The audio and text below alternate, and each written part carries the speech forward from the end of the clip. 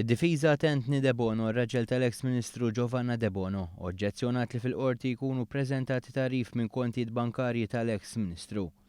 L-erba' filgħodu kienu lesti biex jiġdu rappreżentanti ta' banek ewlenin dwar l-allegat każ ta' xiri ta' voti f'Għawdex u fil-bidu tas-seduta saret it-talba biex ikunu eżentati mis-sigriet professjonali.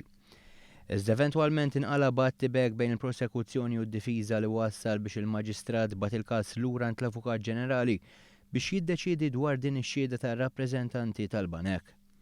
Fost oħrajn qed ikun allegat li wara li faqqa l-każ Anthony De Bono kien għadda €10,000 lil whistleblower u kien dan li ridet turi l-prosekuzzjoni permezz ta' tranzazzjonijiet. U allegat li dawn il-flus għaddew bħala parti mill-ħlas li kellu jieħu tax-xogħol li jagħmel fi żmien li Giovanna De Bono kienet Ministru u żewġha kien imexxi d-Dipartiment tax-Xogħlijiet taħt l-istess Ministeru. Il-prosekuzzjoni insistiet li peress dan huwa allegat każ ta' xiri ta' voti, il-kont bankarju tal-eks Ministru huwa relevanti daqs dak ta' Anthony De Bono waħdu u dak konġunt.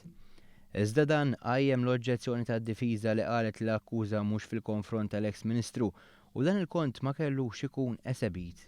Bid-difiża u l-prosekuzzjoni ma jaqblux il-każ ikun differit għal Jannar li ġej bl-Avukat Ġenerali rid jara l-atti mill-ġdid u jiddeċiedi kif se jipproċedi.